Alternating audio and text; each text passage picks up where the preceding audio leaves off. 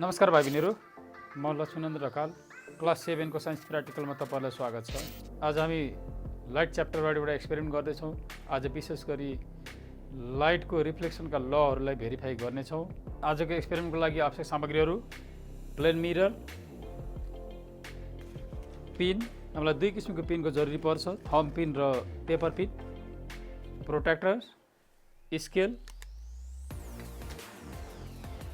Pencil, plain sheet र drawing board. भाइ बहिनीहरू, आजको एक्सपेरिमेन्ट सुरु गर्नुभन्दा पहिला आजको एक्सपेरिमेन्टको थ्योरीमा भाइ बहिनीहरूले रिफ्लेक्सन अफ लाइटलाई डिफाइन गर्नुपर्नेछ र त्यसपछि रिफ्लेक्सनका लजहरूलाई, रिफ्लेक्सनका नियमहरूलाई उल्लेख गर्नुपर्नेछ। त भाइ बहिनीहरू सुरु गरौँ आजको एक्सपेरिमेन्ट। भाइ बहिनीहरू, सर्वप्रथम यो प्लेन सिटलाई, यो पेपरलाई ड्रइङ बोर्डमा फिक्स गर्छौँ।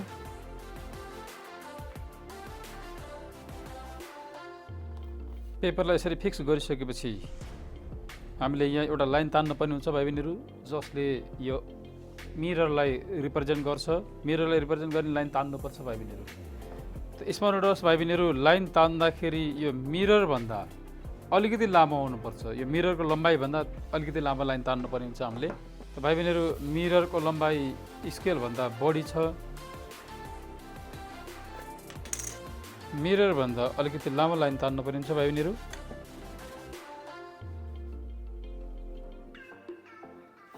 मिररभन्दा अलिकति लामो लाइन तान्नुको मतलब हामीले यो लाइनमा यो मिररलाई राख्नुपर्ने हुन्छ, एडजस्ट गर्नुपर्ने हुन्छ। यो लाइनले नै मिररलाई रिप्रेजेन्ट गर्छ, ऐनालाई रिप्रेजेन्ट गर्छ। हाम्रो यो यतापट्टिको भागलाई हामी यसरी, यो यतापट्टिको भागले मिररको यताको भाग जनाउँछ भाइ बहिनीहरू, र लाइनदेखि यतापट्टिको भागले अब मिररको अगाडिपट्टिको रिफ्लेक्ट गर्ने सर्फेसलाई जनाउँछ। अब त्यसपछि भाइ बहिनीहरू, मिररलाई हामी यसरी लाइनमा राख्छौँ। लाइनमा यसरी राख्दाखेरि मिररको बढी भाग लाइनभन्दा यता आएको हुनुपर्छ र अलिकति कम भाग लाइनभन्दा पछाडि हुनुपर्ने हुन्छ। त्यसरी हामीले यसलाई एडजस्ट गर्नुपर्ने हुन्छ भाइ बहिनीहरू। त्यसपछि हामी एउटा पिन लिन्छौँ र यो मिररको अगाडिपट्टि लगभग यो पोजिसन हामी यो पिनलाई गाड्छौँ भाइ बहिनीहरू। यसरी गाड्दाखेरि पिन सिधा हुनुपर्छ। त्यसपछि हामी अर्को पिन लिन्छौँ र योभन्दा अलिकति पछाडिपट्टि हामीले जता राख्दा पनि हुन्छ, हामी यहाँनिर राख्छौँ यो पिनलाई। त्यसपछि भाइ बहिनीहरू, हामी अब यो दुईटा पिनलाई यो साइडबाट ऐनामा हेर्छौँ, ऐनाको पछाडिपट्टि हेर्छौँ। यो दुईटा पिनको जहाँ इमेज बनेको छ, आकृति बनेको छ ऐनाको पछाडि, त्यहाँ हेर्छौँ र यो दुईटा पिन जुन लाइनमा छन्, अब हामी यो तेस्रो पिनलाई त्यो ऐनामा देखिने पिन जुन लाइनमा छन् त्यही लाइनमा हामी यो पिनलाई राख्छौँ। त्यसको लागि हामी यसरी एउटा आँखा बन्द गरेर यो दुईटा पिनको आकृति इमेजलाई ऐनामा हेर्छौँ भाइ बहिनीहरू, र अर्को यतापट्टिको साइडमा यो पिनलाई त्यो दुईटा पिनसँग एउटै लाइनमा पर्ने गरी यसरी राख्छौँ। त्यसपछि अर्को पिन यसरी नै एउटै लाइनमा पर्ने गरी अर्को पिनलाई यसरी राख्छौँ यो पिनभन्दा पछाडिपट्टि। त भाइ बहिनीहरू, यसरी यो दुईटा पिनलाई हामीले पहिला राखेका थियौँ र यो दुईटा पिनको आकृतिलाई मिररको पछाडि हेर्दै त्यो दुईटा पिन जुन लाइनमा छन् त्यही लाइनमा पर्ने गरी दुईवटा पिन यो साइडमा हामीले राख्यौँ। यहाँ राखिएको दुईटा पिन, यो साइडमा राखिएको दुईटा पिन र यो दुईटा पिनको मिररमा देखिने आकृति, यिनीहरू चारवटा पिन यसरी एउटै लाइनमा देखिएका छन् भाइ बहिनीहरू। त भाइ बहिनीहरू, यसपछि हामी यो मिररलाई हटाउँछौँ, यो पिनलाई एक एक गर्दै हटाउँछौँ र पिन हटाउने बित्तिकै जहाँनिर पिन गाडिएको छ त्यहाँनिर हामी पेन्सिलले यस्तो गोलो घेरा लगाउँछौँ। त्यसपछि भाइ बहिनीहरू, पिन गाडिएका यो पोइन्टलाई जोड्दै लाइनलाई हामी मिरर लाइनसम्म तान्छौँ। भाइ बहिनीहरू, यो इन्सिडेन्ट रे र यताबाट गएको लाइट रे अब यो बाटो भएर फर्केको छ। यो दुईटा पिनलाई पनि हामी जोड्दै मिररसम्म तान्छौँ। भाइबहिनीहरू लाइट यो बाटो फर्केको छ, यो रिफ्लेक्टेड रे। त्यसपछि भाइबहिनीहरू जुन पोइन्टमा यहाँ रिफ्लेक्सन भएको छ यो पोइन्टबाट हामी एउटा नर्मल परपेन्डिकुलर लाइन तान्छौँ। त्यसको लागि हामी यो प्रोटेक्टरको सहायता लिन्छौँ। हामीले यसरी यो परपेन्डिकुलर तान्यो भाइबहिनीहरू। यो एङ्गल अफ इन्सिडेन्स यसलाई स्मल आईले रिप्रेजेन्ट गरिन्छ र यो एङ्गल अफ रिफ्लेक्सन यसलाई स्मल आरले देखाइन्छ भाइबहिनीहरू। अब हामी यो दुईटै एङ्गललाई नाप्छौँ, मेजर गर्छौँ प्रोटेक्टरको सहायताले। त भाइबहिनीहरू हामीले एङ्गल अफ इन्सिडेन्स नाप्दैछौँ। यहाँनिर angle of incidence 35, 36, 37 degree. Angle of incidence 37 degree. यसरी नै हामी एङ्गल अफ रिफ्लेक्सन नाप्छौँ। त भाइबहिनीहरू एङ्गल अफ रिफ्लेक्सन पनि 37 डिग्री छ। Angle of reflection 37 degree. त भाइबहिनीहरू यो लाइन मिरर, यो लाइनले मिरर देखाउँछ र यो लाइनको यो साइडको भाग भनेको लाइट रिफ्लेक्ट गर्ने भाग सर्फेस र उतापट्टिको चाहिँ कभर गरिएको कोटेड सर्फेस। त भाइबहिनीहरू यो लाइनले इन्सिडेन्ट रे भाइबहिनीहरू यो लाइन रिफ्लेक्टेड रे र यो नर्मल। त भाइबहिनीहरू यो एङ्गल इन्सिडेन्ट रेले नर्मलसँग बनाएको एङ्गल अफ इन्सिडेन्स र रिफ्लेक्टेड रेले नर्मलसँग बनाएको एङ्गल अफ रिफ्लेक्सन। हामीले यो दुईटै एङ्गललाई नापेर हेऱ्यौँ 37 डिग्री, दुईटै एङ्गल 37 डिग्री।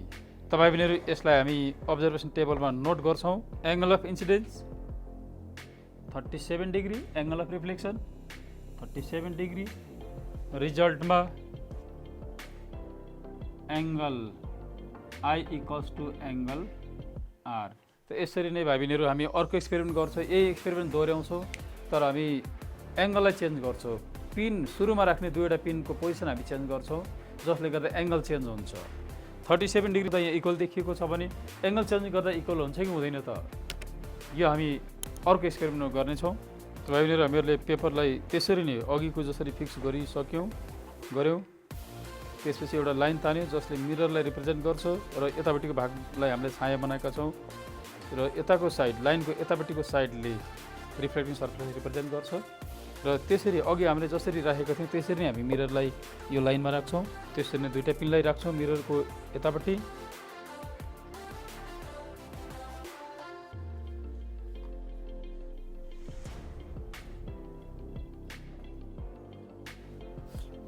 अघिको एक्टिभिटीमा जस्तै हामीले दुईवटा पिनलाई पहिला यतातिर राख्यौँ र यो पिनको इमेजलाई मिररमा हेरेर यो दुईटा पिनको इमेजसँग एउटै लाइनमा पर्ने गरी यो साइडमा हामीले त्यसरी नै दुईटा पिन राख्यौँ भाइबहिनीहरू। हामी मिररलाई हटाउँछौँ, पिनलाई हटाएर पिनको वरिपरि गोलो घेरा लगाउँछौँ।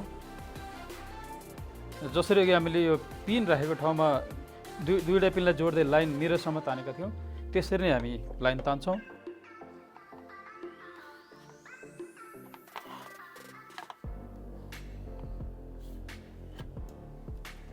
बिचमा परपेन्डिकुलर रिफ्लेक्सन जुन पोइन्टमा भएको छ त्यही पोइन्टमा पर्ने गरी हामी परपेन्डिकुलर तान्छौँ भाइबहिनीहरू।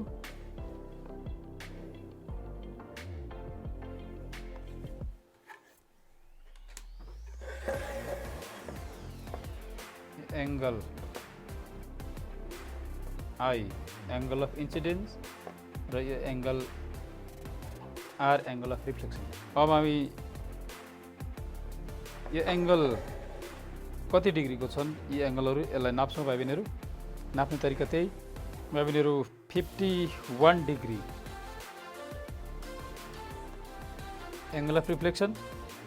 त भाइबहिनीहरू एङ्गल अफ रिफ्लेक्सन पनि 51 डिग्री। त भाइबहिनीहरू यो भ्यालुलाई पनि हामी अब्जर्भेसन टेबलमा लेख्छौँ। भाइबहिनीहरू सेकेन्ड एक्सपेरिमेन्टमा एङ्गल अफ इन्सिडेन्स 51 डिग्री र एङ्गल अफ रिफ्लेक्सन पनि 51 डिग्री नै। रिजल्टमा यहाँ पनि angle I equals to angle R. तपाईहरुले हामीले दुईवटा एक्सपेरिमेन्ट गर्यौं। दुईटै एक्सपेरिमेन्टमा रिजल्ट के आयो भन्दाखेरि angle of incidence equals to angle of reflection. तपाईहरु यहाँनिर लाइटको रिफ्लेक्सनको ल भेरिफाई भएको छ। तपाईहरु रिफ्लेक्सनको पहिलो ल इन्सिडेन्ट रे, रिफ्लेक्टेड रे र normal at the point of reflection, जुन पोइन्टमा रिफ्लेक्सन भएको छ सबै एउटै सतहमा र एउटै पोइन्टमा पर्छन्। जुन यहाँ परेका छन् भाइबहिनीहरू, इन्सिडेन्ट रे, रिफ्लेक्टेड रे र यो नर्मल सबै एउटै प्लेनमा एउटै पोइन्टमा यहाँनिर परेका छन्। त्यसपछि अर्को ल, यो इन्सिडेन्ट रेले नर्मलसँग बनाउने एङ्गल र रिफ्लेक्टेड रेले नर्मलसँग बनाउने एङ्गल दुईटै बराबर हुन्छन्।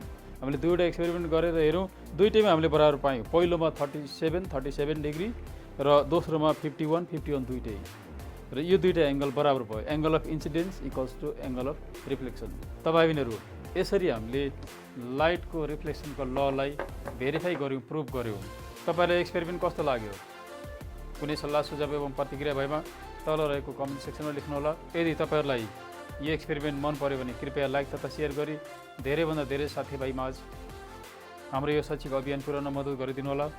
साथै सब्स्क्राइब बटनलाई क्लिक गरी नयाँ भिडियोको बारेमा जानकारी पाउन नजिकैको बेल आइकन थिच्न नबिर्सनु होला। हस्त भाइ बहिनीहरूलाई यति नै। फेरि अर्को एक्सपेरिमेन्टमा भेट हुने नै छ। तबसम्मको लागि बिदा चाहन्छौँ। धन्यवाद।